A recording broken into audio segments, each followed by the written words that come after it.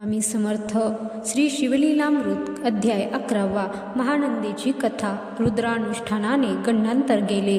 श्री गणेशाय नमहा। जे लोक सदैव शिवभजन करतात, नित्य नेमाने शिवलीलामृत श्रवण करतात, शिवशंकराची पूजा करतात, ते खरोखर भाग्यवान होत। जे शरीरावर रुद्राक्ष धारण करतात, सर्वांगाला भस्म लावतात, त्यांच्या पुण्याला मर्यादाच नाही, ते त्रैलोक्यात धन्य होत। जे 1000 रुद्राक्ष धारण करतात, त्यांना इंद्रादी देव वंदन करतात, ते साक्षात शंकरच मानावेत। त्यांचे दर्शन घेणारे जीव उद्धरून जातात। दंडावर, मनगटावर, मस्तकावर, गळ्यात रुद्राक्ष धारण करावेत। त्यावरून स्नान केले असता त्रिवेणी संगमात स्नान केल्याचे पुण्य मिळते। गळ्यात 108 रुद्राक्षांची माळ घालावी। एकमुखी रुद्राक्षाची पूजा केली असता मोठे भाग्य प्राप्त होते। पंचमुखी, षण्मुखी, अष्टमुखी, चतुर्दशमुखी रुद्राक्ष ऐश्वर्य देणारे आहेत। रुद्राक्ष माळेने जप केला असता तो सफल ठरतो। रुद्राक्ष पूजा ही शिवपूजा समजावी। रुद्राक्षाचे महात्म्य फार मोठे आहे। याविषयी एक प्राचीन कथा सांगतो, ती सावध चित्ताने ऐका। पूर्वी काश्मीर देशात भद्रसेन नावाचा एक थोर राजा होता। तो अत्यंत न्यायमार्गाने राज्य करीत असे, त्यामुळे त्याची प्रजा सदैव संतुष्ट असे। त्या राजाचा प्रधान सुद्धा अत्यंत चतुर, पंडित व विवेकी होता। भद्रसेन राजाला एक मुलगा होता, त्याचे नाव सुधर्म। प्रधानाच्या मुलाचे नाव होते तारक। ते दोघेही मुलगे जन्मताच थोर शिवभक्त होते। अगदी लहानपणापासून ते दोघेही वैराग्यशील होते। अमंगलाची त्यांना नावड होती। 5 वर्षाचे असताना त्यांना वैराग्य आले। त्यांना सुवर्णादींचे अलंकार किंवा भरजरी वस्त्रे आवडत नसत। ते शरीरावर रुद्राक्ष धारण करीत, सर्वांगाला भस्म लावीत, सदैव एकांतात बसून ते शिवध्यान करीत असत। शिवलीला ऐकण्यात अगदी तन्मय होत असत। त्यांना सर्व प्रकारचे शिक्षण मिळाले होते, तरी त्यांनी आपले वैराग्य व्रत सोडले नव्हते। त्यामुळे राजाला व प्रधानाला मोठी काळजी लागली होती। त्यांनी त्या दोघांना समजाविण्याचा खूप प्रयत्न केला, पण काही उपयोग झाला नाही। त्या दोघांना शिक्षा केली, पण त्यांनी आपले शिवव्रत सोडले नाही। एके दिवशी पराशर ऋषी काश्मीरला आले। हे पराशर वेदव्यासाचे वडील, वसिष्ठांचे नातू, ते त्रिकालज्ञानी होते। एकदा त्यांनी राक्षस यज्ञ करून ऋषी मुनींना पीडा देणाऱ्या राक्षसांना जाळून टाकले होते। शेवटी पुलस्ती मुनींनी तो यज्ञ थांबविला, म्हणून तर रावणादी राक्षस वाचले। असे हे महापराक्रमी महाज्ञानी ऋषी आपल्या राज्यात आल्याचे समजताच राजा भद्रसेन प्रधानासह त्यांना भेटावयास गेले। पराशरांना त्यांनी मोठ्या सन्मानाने आपल्या राजवाड्यात आणले। त्यांची यथासांग पूजा केली, त्यांना दिव्य वस्त्रालंकार अर्पण केले। मग राजा हात जोडून म्हणाला, मुनिवर्य, आमच्या या 2 मुलांना राजविलास मुळीच आवडत नाही। हे अगदी विरक्त झाले आहेत। रुद्राक्षावर व भस्मावर यांची फार प्रीती आहे। यांना दिव्य वस्त्रालंकार आवडत नाहीत। हत्ती घोड्यावर बसावयास आवडत नाही। हे दोघे रात्रंदिवस शिवध्यानातच रंगलेले असतात। अशा परिस्थितीत हे पुढे राज्यकारभार कसा काय करणार, याची आम्हाला मोठी काळजी वाटते। पराशरांनी त्या 2 मुलांच्याकडे निरखून पाहिले। ते सूर्यचंद्रासारखे अत्यंत तेजस्वी दिसत होते। पराशरांनी क्षणभर विचार केला व राजाला म्हणाले, हे दोघे असे विरक्त का झाले? हे दोघे शिवभक्त का झाले व यांना रुद्राक्ष व भस्म का आवडते ते मी सांगतो, लक्षपूर्वक ऐक। खूप वर्षापूर्वी काश्मीर देशातील महापट्टण नंदीग्रामात महानंदा नावाची एक गणिका राहत होती। अप्सरांनी सुद्धा हेवा करावा असे तिचे रूप लावण्य होते। तिचे वैभव तर एखाद्या राजा महाराजाला लाजवेल असे होते। तिच्याजवळ असंख्य हत्ती घोडे होते। रत्नसुवर्णादींनी तिची भांडारे भरलेली होती। असंख्य दासदासी तिची तत्परतेने मनोभावे सेवा करीत असत। तिचे नृत्य कौशल्य पाहून राजे लोक माना डोलवीत। तिच्या गीत गायनाचे सूर ऐकताच यक्ष, गंधर्व, किन्नर तटस्थ होत। तिच्या भोगसुखाची इच्छा धरून देशोदेशीचे थोर राजे तिच्याकडे येत असत। महानंदा वैश्य असली तरी थोर पतिव्रता होती। तिच्याकडे येणाऱ्या पुरुषाचा दिवस पूर्ण झाल्याशिवाय ती दुसऱ्याला जवळ करीत नसे. ती महानंदा मोठी दानशूर, दयाळू, उदार होती. सोमवार, शिवरात्री, प्रदोष व्रत ती अगदी नेमाने निष्ठेने करीत असे. ती अन्नछत्र चालवीत असे. ती थोर शिवभक्त होती. ती नित्य 1,00,000 बिल्व दलांनी शिवपूजन करीत असे. ब्राह्मणांकरवी शंकराला अभिषेक करीत असे. श्रावणात ती कोटी शिवलिंगाची पूजा करीत असे. तिच्याकडे येणारा एकही याचक रिकाम्या हाती परत जात नसे. त्या महानंदेने आपल्या घरी कुक्कुट, मरकट म्हणजेच कोंबडा व माकड पाळले होते. तिने त्यांच्या गळ्यात रुद्राक्ष बांधले होते. ती त्यांना आपल्या नृत्यशाळेत नृत्य शिकवित असे. त्या नृत्यशाळेत तिने शिवलिंगाची स्थापना केली होती. त्या शिवलिंगासमोरच तिने कुक्कुट मरकटांना बांधले होते. ती शिवलीला पुराण श्रवण करू लागली की ती दोघेही ऐकत असत. महानंदा आपल्या हातांनी त्यांना विभूती म्हणजेच भस्म लावित असे. अशा प्रकारे महानंदेच्या सहवासाने त्या कुक्कुट मरकटांनाही शिवभजन घडत असे. एके दिवशी महानंदेची सत्वपरीक्षा पाहण्यासाठी भगवान शंकर सौदागराचे रूप धारण करून महानंदेच्या घरी आले. त्या सौदागराचे रूप पाहून महानंदा आश्चर्यचकित झाली. मदनासारखा असा हा सुंदर पुरुष आजपर्यंत तिच्याकडे आलेला नव्हता. तिने त्या सौदागराला रत्नमंचकावर बसविले. मोठ्या प्रेमाने तिने त्याची पूजा केली. त्या सौदागराच्या हातात पृथ्वी मोलाचे एक दिव्य कंकण होते. महानंदा त्या कंकणाकडे नुसती पाहतच राहिली. अशी स्वर्गीय वस्तू तिने आजपर्यंत कधी पाहिलीच नव्हती. तिच्या मनातील ही भावना पाहून सौदागराने ते कंकण काढून महानंदेच्या हातात घातले. महानंदेला अतिशय आनंद झाला. ती सौदागराला म्हणाली, पृथ्वी मोलाचे हे कंकण आपण मला दिलेत. मीही 32 लक्षणी पद्मिनी आहे. तेव्हा आजपासून 3 दिवस मी तुमची दासी झाली आहे. तुम्ही माझा स्वीकार करा. आता 3 दिवस फक्त तुमचीच आहे. हे 3 दिवस मी प्रतिव्रत्य सांभाळीन. मग सौदागराने एक दिव्य शिवलिंग काढले. त्याचे तेज सूर्यापेक्षाही अधिक होते. ते लिंग पाहताच महानंदा शिवभजन करू लागली. तिने त्या शिवलिंगाला भक्तिभावाने वंदन केले. त्यावेळी सौदागर महानंदेला म्हणाला, हे लिंग जपून ठेव. हे लिंग म्हणजे माझे प्रत्यक्ष प्राण आहेत.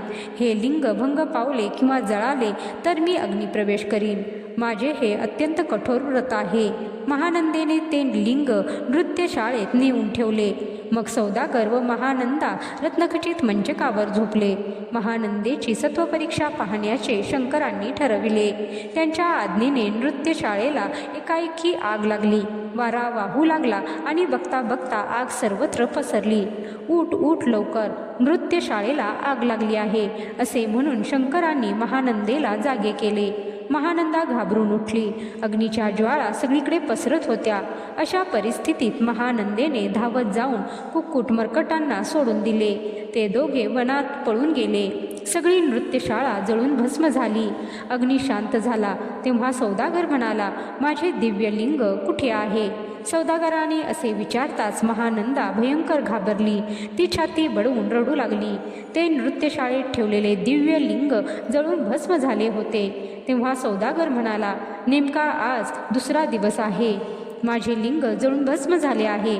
आता लिंगासाठी मी माझे प्राण देतो असे म्हणून त्याने अग्नी पेटविला आणि ओम नमः शिवाय असे म्हणून त्याने त्या अग्नीत उडी घेतली. सौदागराने अग्निप्रवेश करताच दुःखी झालेल्या महानंदेने सती जाण्याचा निश्चय केला. तिने आपली सगळी संपत्ती ब्राह्मणांना दान दिली. आपली अश्वशाळा, गजशाळा, घर या सर्वांचे दान केले. तिने स्नान करून भस्म लावले. शरीरावर रुद्राक्ष धारण केले. अंतःकरणात भगवान सदाशिवाचे ध्यान केले व हर हर महादेव, ओम नमः शिवाय असे म्हणून त्याच अग्नीत उडी टाकली. त्याच क्षणी त्या अग्नीतून भगवान शंकर प्रगट झाले.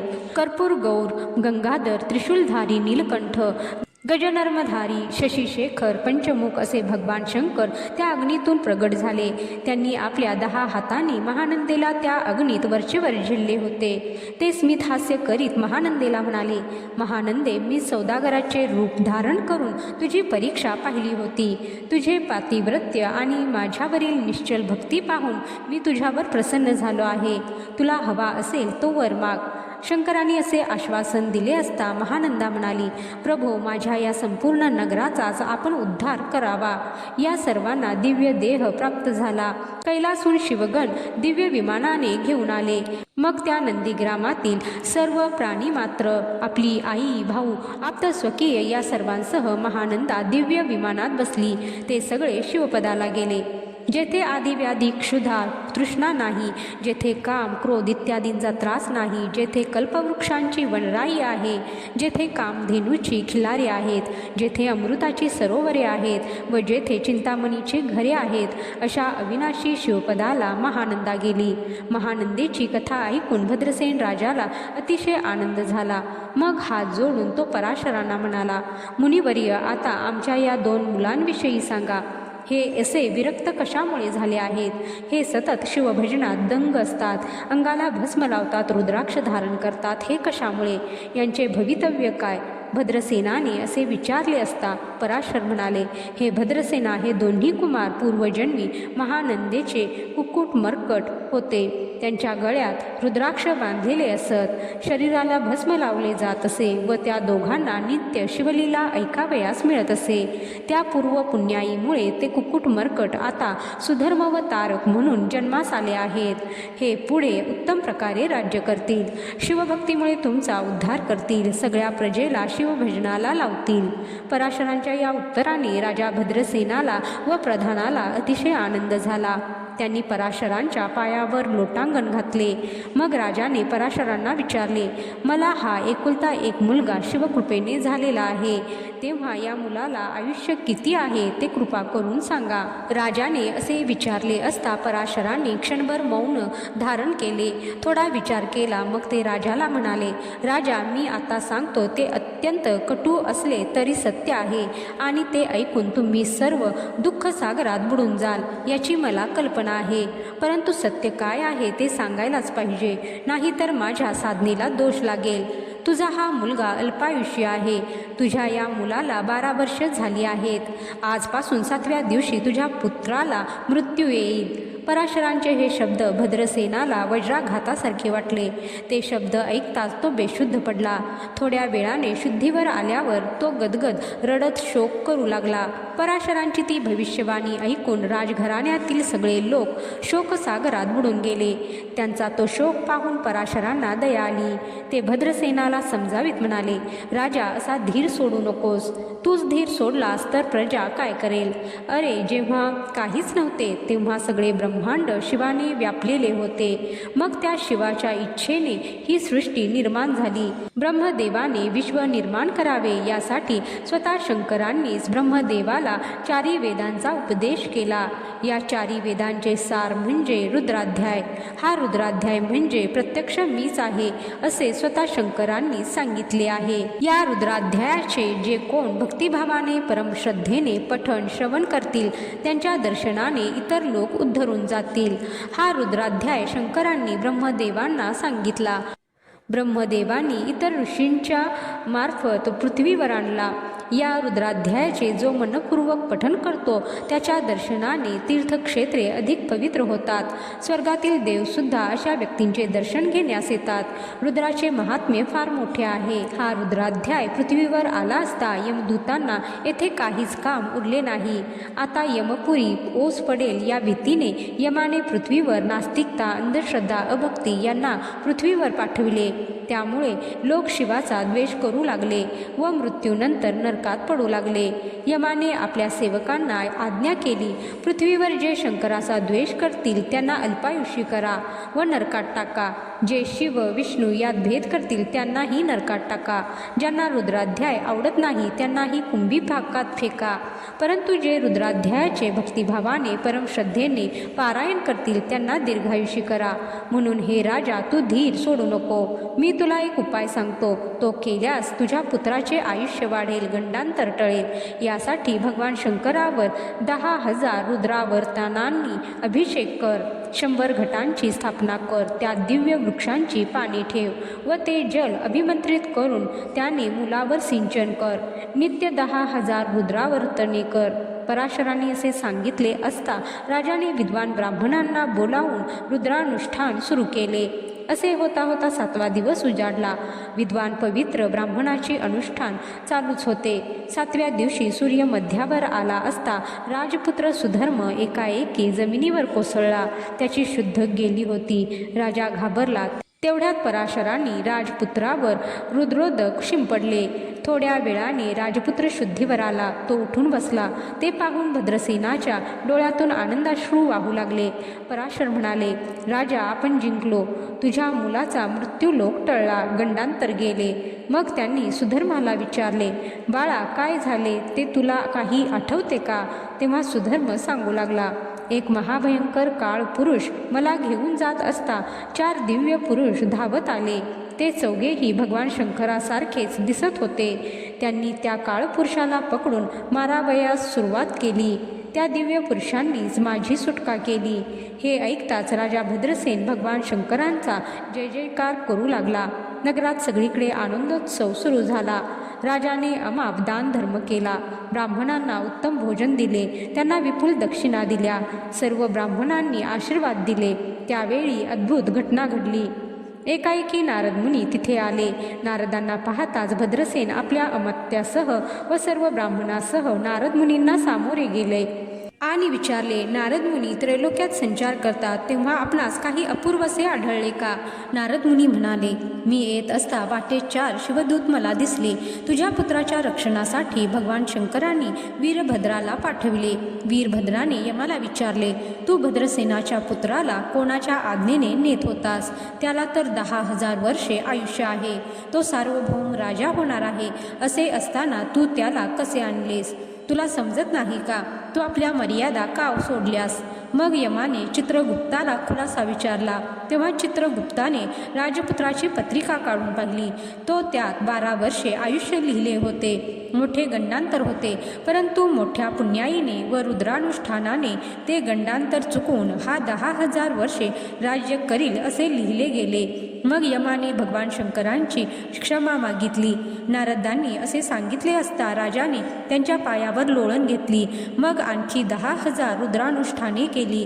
नारद मुनी निघून गेले. राजाने पराशादींना विपुल सुवर्ण धन देऊन त्यांची पाठवणी केली. काही दिवसांनी भद्रसेनाने आपल्या सुधर्म या राजपुत्राला राज्यावर बसविले. प्रधानाच्या पुत्राला तारकाला युवराजपद दिले. मग राजा भद्रसेन आपल्या प्रधानासह तपोवनात निघून गेला. तेथे शिवानुष्ठान केल्याने भगवान शंकर प्रसन्न झाले. शेवटी राजा व प्रधान कैलासाहून आलेल्या दिव्य विमानात बसून शिवपदाला गेले. या अध्यायाचे जे नित्य पठण श्रवण करतील त्यांना दीर्घायुषी उत्तम व सद्गुणी संतती प्राप्त होईल. या आख्यानाच्या श्रवणाने 1000 गोदानाचे पुण्य मिळेल. सर्व पातके जळून भस्म होतील. या 11व्या अध्यायाचे त्रिकाल पठण श्रवण केले असता महाभयंकर त्रास दूर होतील. या 11व्या अध्यायाच्या श्रवणाने 11 रुद्र प्रसन्न होतात. हा 11वा अध्याय म्हणजे सर्व इच्छा पूर्ण करणारा कल्पवृक्ष आहे. मृत्युंजय मंत्राचा जप रुद्रानुष्ठान केल्याने ग्रहपीडा नाहीशी होते. पिशाच्य बाधा रोगबाधा होत नाही. याविषयी जो अविश्वास दाखवील तो अल्पायुषी तामसी होईल. या अध्यायाची जो निंदा करील त्याला जन्म देणारी माता वांझोटी झाली असे समजावे. अशा माणसाला स्पर्श सुद्धा करू नये. अशा माणसाच्या घरी जाऊ नये.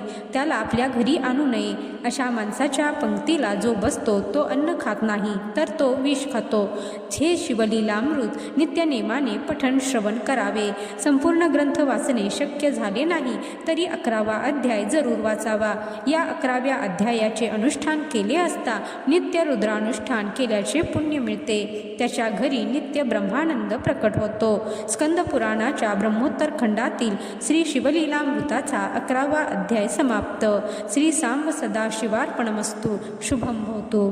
ओम नमः शिवाय. हर हर महादेव.